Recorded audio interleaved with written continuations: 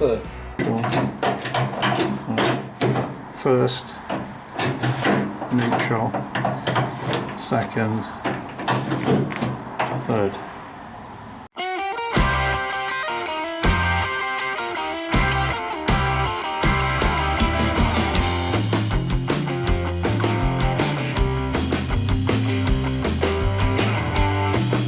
See, so the lockout's up. So what you do to change gear is,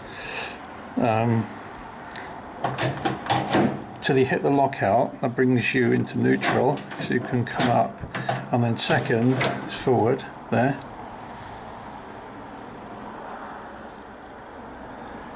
and then third you just pull it straight back there. In a previous episode you saw me create this complicated rear linkage to move the gear shift lever of a conventional gearbox mounted behind the engine of my belly tank, and the challenge now was to create the gear shift lever linkage and fit it within the bodywork constraints of my cockpit. Back in the first, second, third, first, second, and then third. I did a lot of research into mid-engine race cars. Here's an old Lotus, and usually the gear lever pivots at the bottom and then acts on a rod which moves back and forth and rotates. This one's unusual in that the rod is fixed, slides back and forth, and the bottom of the lever actually rotates, if you can see, with little ball joints. Here's one from a Spiker, a sort of 90s, I believe, sports car. It's rather elegant, and here's an even more beautiful one which works along similar lines. So we're looking for inspiration. This is a 2CV gear change. You can see the rod on the dash just moves a regular gearbox gear shift, and this is a Renault 4CV, and again the gearbox is in front of the engine and the rod just moves a regular gear shift lever that's sticking upwards. How about a Formula V mechanism? Now this should work. It rotates and slides the rod back and forth, but unfortunately in my car it wouldn't fit, and the distance of travel wouldn't be far enough. I need about 7 centimeters of travel. So this is the linkage I've come up with, which doesn't look that complicated, but it's taken ages, it's taken weeks to get it right, to get it all to fit within the bodywork and actually function. So you've got a lever here which will move back and forth, and then there's a ball joint there which then allows this rod to rotate as well, and then this lever with a rod that goes down to there allows it to rotate, but also moves back and forth like that, acting on this which is fixed at this end. So I'll put it into the car and you'll see what I mean. It's just been an insane amount of work, but it's quite cool, I suppose, now it's finished. First of all, we've got this slide which needs to go on.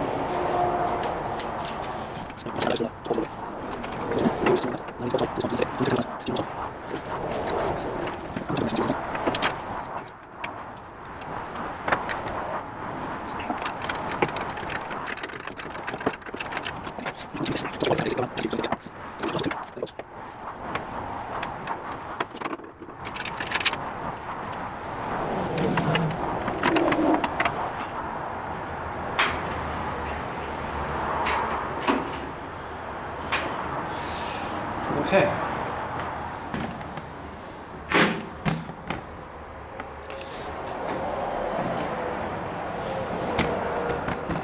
So the next step in this process is to now join this rod to this linkage here, and for that we need 2 clamps to push them together till the lines meet up. There we are. So there's a bolt that goes through here, and it's like this one, and it makes this grip this metal tube. The problem with this is if it works loose or slips, then I lose my gear change completely if that rod starts slipping in here. So I've also got to drill straight through the tube, straight through this, and put another bolt through just to make it absolutely impossible for it to come apart. So I'll do a final test on this before I drill this, but that's ultimately what will happen. See, that one already has got a second bolt through it. That's first gear, the back, till it hits the reverse lockout pin, and we're actually in neutral now, so we should be able to lift it up. Okay, we can lift it up, so that's neutral. Okay, and then to second, and it misses the windscreen just, and then third comes straight back. So that's third. So let's go through each part of this mechanism in sequence. First of all, there's the large ball type Heim joint at the bottom, and this is actually fixed to the end of the rod that goes back to the gearbox, so you can see it rotates in all directions, so it's kind of what we want. And I actually welded the inner ball to the end of the shaft, and the way I did that was I partially threaded it on like this and then MIG welded around in a ring on the inside of the ball, so I didn't disrupt the polished outer surface of the ball at all, which would have limited the movement. So you can see by doing it like this you preserve the full movement of the joint. I then inserted a smaller bore piece of pipe into the larger rod and then plug welded it so they were joined together. And again, because this is smaller bore, it doesn't limit the joint in any way, otherwise the outer part of the joint would start hitting it, so that was quite convenient. Also, I cut a groove where I'm showing here on the outer shaft, which again allowed just a little bit more movement on the joint, so you got the absolute maximum amount of movement on the joint, which I found is something I needed. So also you can see the rod rotates, which we also need to do in order to change gear. We need to slide it back and forth and also be able to rotate it. So you can see we can rotate it there as well, side to side. So to do that, I welded a lever onto the end of the inner rod, as it were. And then there's this linkage shown here from the top of the gear lever, which allows you to rotate it. So we use two smaller rod end type joints, same principle. And these are screwed into each end of a kind of link rod. And the length of this is adjustable to get it absolutely working right. So you can see if you just put a normal bolt through this, it kind of fouls the joint and you can't again get the absolute full travel, which I did need. So I found a way around that is to put a small spacer in made of thin wall tube. This is aluminium tube, 6mm ID inner diameter. It's only 1 mil thick.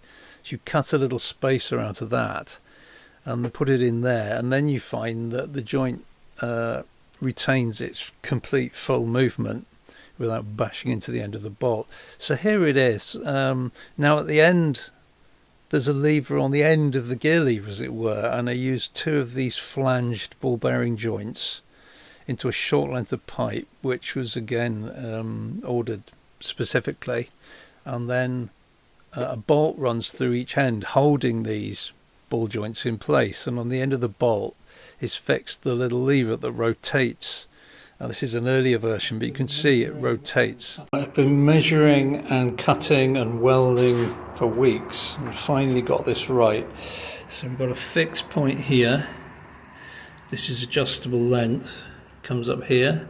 You see it takes a loop around this tube there, comes to here. So this is a fixed lever point that this lever will push against.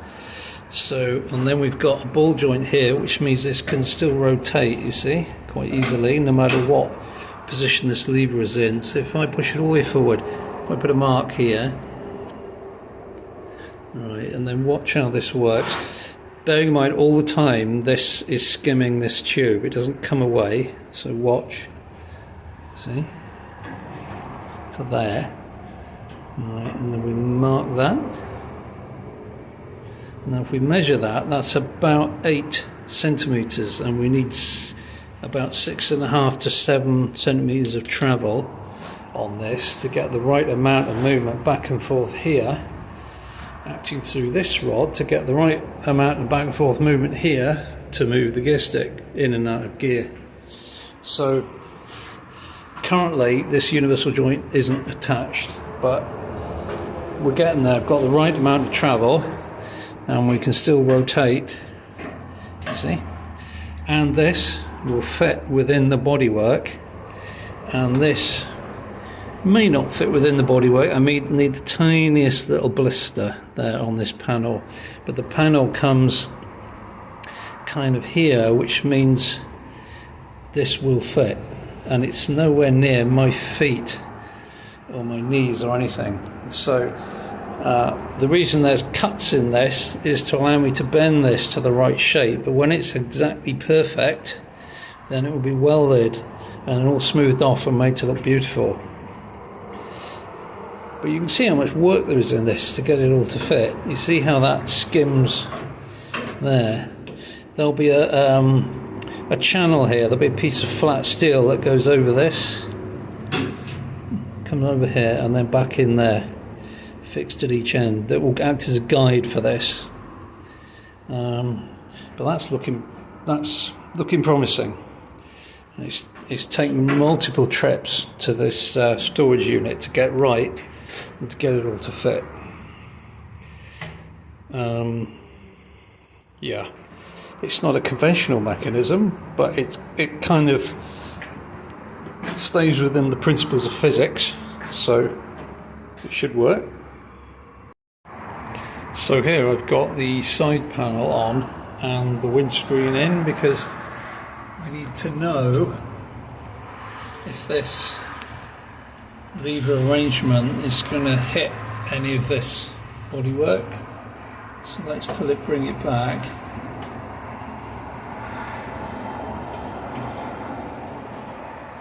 Right, so the answer to that's no, it won't. The next thing is I'm going to weld my pistol grip on here somewhere. So the question is where. We don't want it going out that way, we want it coming this way. So I'm trying to work out where I'm going to weld it on. This is a VW Beetle gear stick. It's been flatted down here. This was a ball shaped thing here, flatted down just using a flat disc and some patience. So no fancy tools there. And we put the bolts through there. Maybe. Come on. There we are. Just put that on the end so we don't lose it. This rod is as far back as it needs to go. This will be welded on there, but for now it's loose. And then that's there, so there's a little bit more travel should we need it before it hits the dash. It's going to hit my steering yoke, so I'm going to have to put a slight bend into the lever probably at some point. But let's go back now to the full backwards position and see where the lever ends up then. So that would bring the lever to there, which means it's not hitting me in the chest. And this is where it all gets very tight, isn't it? What if I put my knee? If I put my knee there, no, the steering wheel's on the way.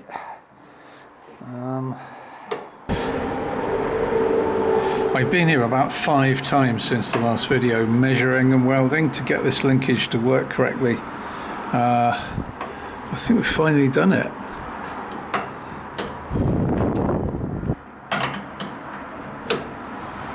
Yeah. The only thing I need is a small blister on the aluminium body here to just clear that. So let's put the side on and just check where the clearance needs to be for this. What is he doing next? You may ask yourself. Well, if you look at this panel, you can see it's the side panel on the driver's side of the car, and there's a lot of work in it. You can see it's curved that way, it's curved that way. It exactly fits.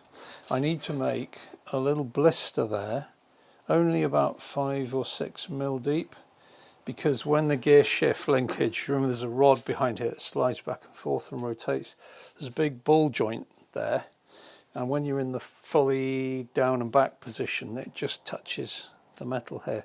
So basically I need to hit it with this hammer and gently bow it out. So I've got several options. I've also marked it on the inside. I can put it on this foam and just start hitting it. I could use this bag of lead shot as well. Just hold it there, start hitting it. And what I might do now is just get a bit of scrap and just get a feel for which is best.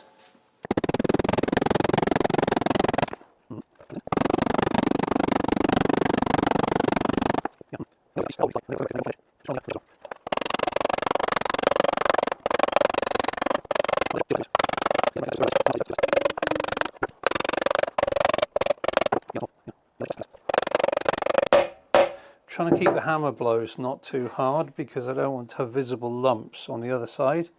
I just want it to look like a dome. Yeah. Or do I hammer it through a hole? Let's find something with a hole in it and I'll just try it that way as well.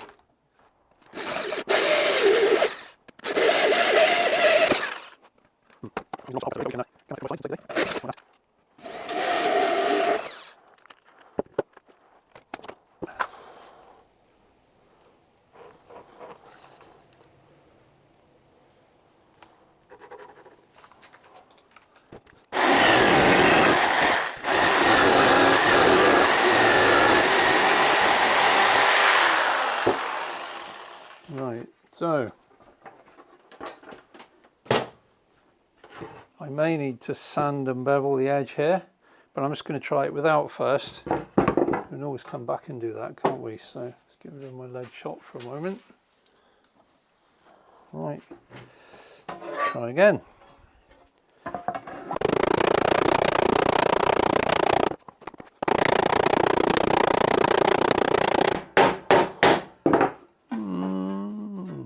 Yeah, probably do need to fix it somehow.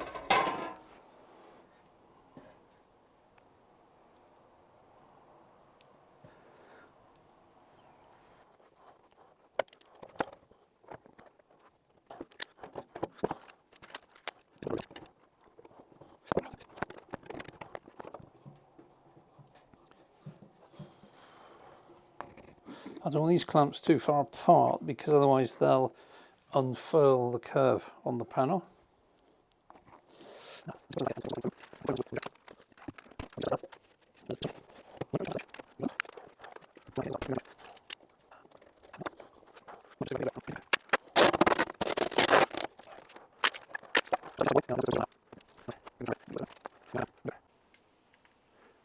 Of course, the downside of fixing it all is you can't keep taking it off to have a look.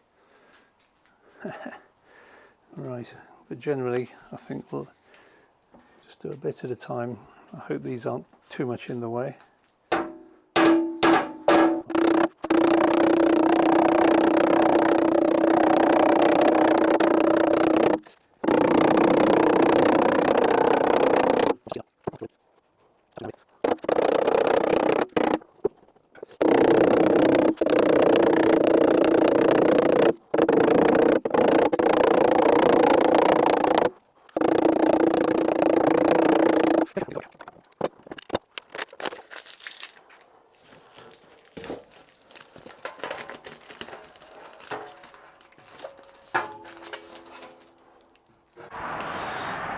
So I've got the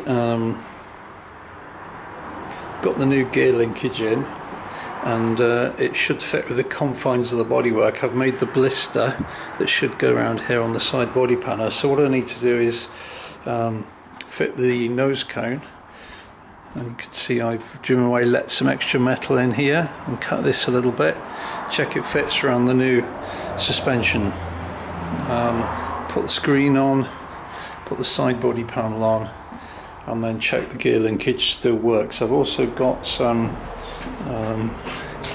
bicycle hand grips, which I reckon if I cut them down will just neatly fit on the bit that rotates here on there. It might be a good fit, so let's see how we get on.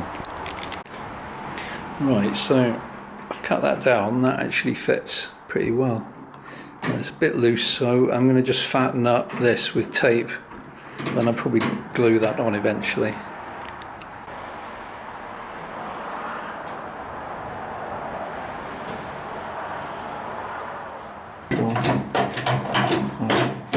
First, neutral, second, third.